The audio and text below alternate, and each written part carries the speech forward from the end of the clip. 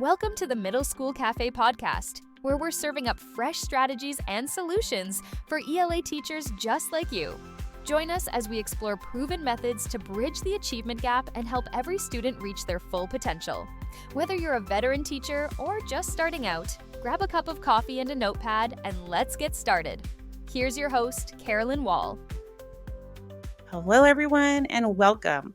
I'm so excited that you decided to join me today. This week is my spring break, so I'm trying to catch up on a few tasks and get ahead on a few other tasks. You know, all the things that we do on spring break.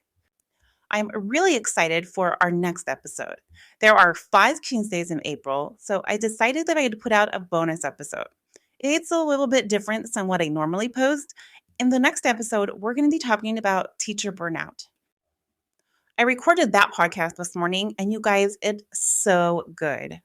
If you're feeling even a little burned out or you're feeling a little stressed beyond just the normal end of the year type thing, I really encourage you to come back and listen to it. It'll go live on April 29th. I promise it's not an episode complaining about being a teacher. It's an episode dedicated to real talk about what it's like to be a teacher right now and some strategies to help you cope. And no, I'm not going to tell you to wear jeans or get a cup of coffee. Anyway, I'm glad you're here today. If you caught our last episode, we talked all about student-led book talks and how giving students the power to choose their books and share their reading can keep them engaged, especially as we round the corner to the end of the year. Today, we are continuing that conversation with something I think we all need in these last few weeks of the year: strategies to keep students engaged when they are mentally checking out. The weather's warmer, testing is either looming or done, and let's be honest, attention spans are shrinking by the day. But that doesn't mean we just hit pause. It means we need to shift our approach. One of the biggest things that has increased student engagement for me is giving students more choice. Honestly, this year it hasn't felt like our new curriculum has presented many opportunities to give students choice. Much of our curriculum is teacher-led, so I've had to get creative in offering choices. When students feel ownership over their learning, they're more likely to stay engaged, plain and simple. So if there is any small choice I can give my students, I'm going to find a way to do it. Choice is the magic that keeps everyone just a little more invested. It shifts the mindset from you have to do this to you get some say in how to do this.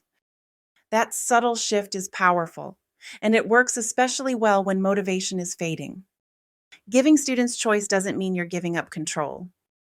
I know that can be a fear, especially if you're thinking, but I still have standards to teach. I still need some kind of structure. I hear you, and I agree. In fact, I'd argue that choice works best within structure. You're still guiding the learning. You're just allowing students to pick the path. And when they get that little bit of freedom, it can make a big difference in how they show up.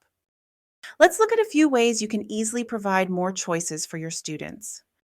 Have you ever used a choice board? A choice board is a board or worksheet that gives students different options to show what they've learned while still working toward the same goal. Think of it like a learning menu. Students get to choose how they want to demonstrate their understanding of the material.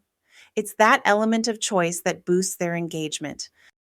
A well-designed choice board gives students a variety of tasks that all align with the same skill or standard, and students get to pick the format that works best for them.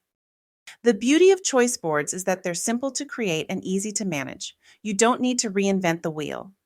Start with the standard or concept you're teaching. Maybe it's theme, character analysis, or citing evidence, and brainstorm 6 to 9 ways students could show their understanding. Then drop the ideas into a grid, and you're done. I often set it up so students choose 1 activity from each row, or 3 total across the board, depending on how much time we have. And because all of the tasks are aligned to the same objective, I know they're working toward the standard, just in a way that feels more personal to them. Here's some examples I've used after a short story. Create a 1-pager that illustrates the story's key elements. Write a text message conversation between 2 main characters. Design a soundtrack with 5 songs that represent important moments in the plot, or turn one scene from the story into a comic strip. The options are endless. Some activities are creative, others lean more traditional. That's intentional. Not every student thrives on the same kind of task. By mixing it up, I'm offering an easy entry point for all students. And grading is also easy because you are assessing the skill. How well did the student demonstrate the skill? All work can be assessed using the same rubric or criteria because you're assessing the skill, not the product. I can't talk about student choice without mentioning the one that probably won't surprise anyone if you've listened to the podcast or read my blog, and that's choice reading. We all know that when students have choice in what they read, they're more likely to actually read it. And not just read it, they'll talk about it, think about it, and sometimes even finish it without being reminded multiple times. Now, if you're in a place where you have full control over your reading curriculum, that opens the door for independent reading programs, themed book lists, genre challenges, and more. But I also want to speak to those of us who don't have that level of flexibility. And trust me, I'm right there with you. This year, I've been working with a canned curriculum that leaves very little room for deviation. So instead of simply giving into it, I've looked for small ways to build in choice wherever I can.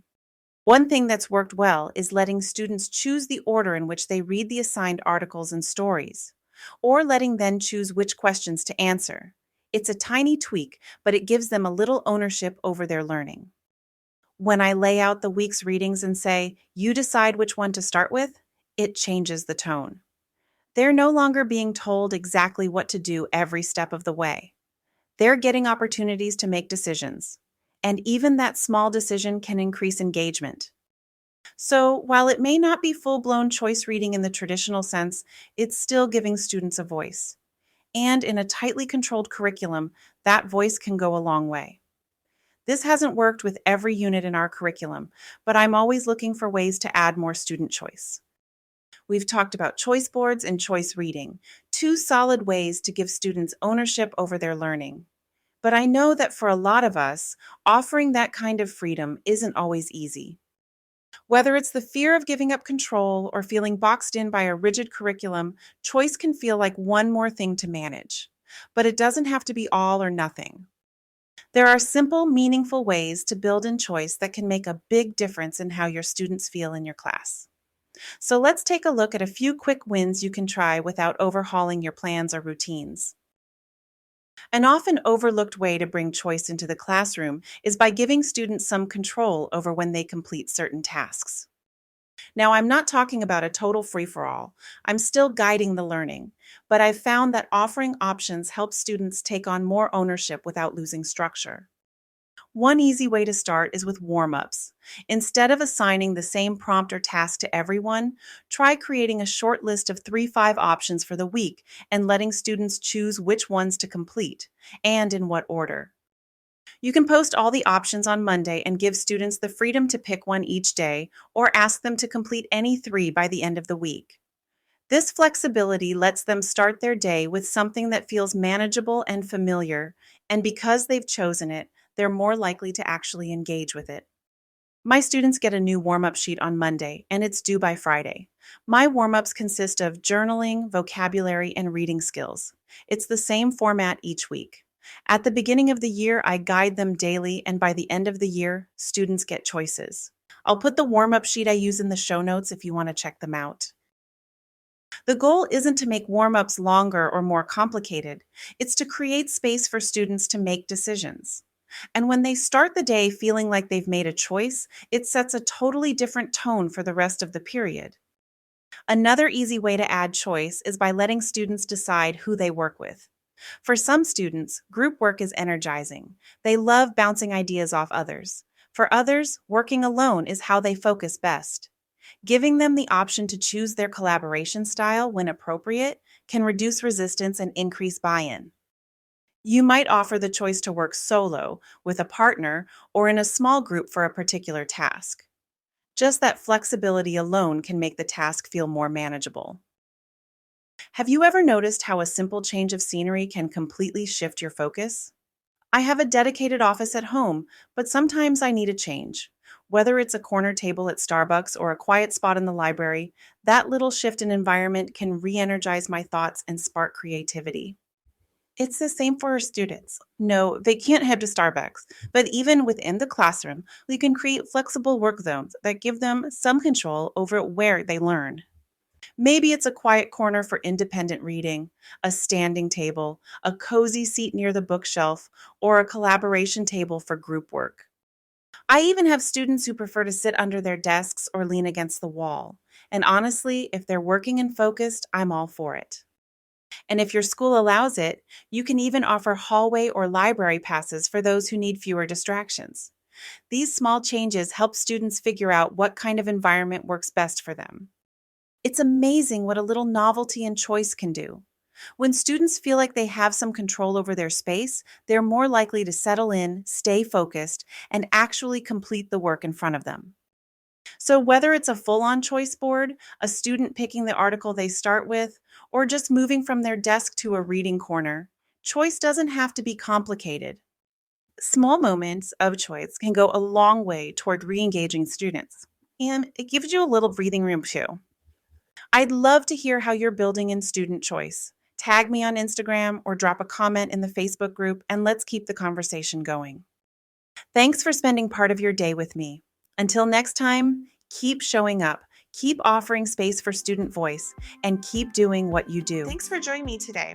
As a reminder, a new episode drops every first and third Tuesday, so be sure to hit that subscribe button so you don't miss an episode.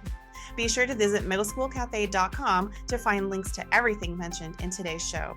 Until next time.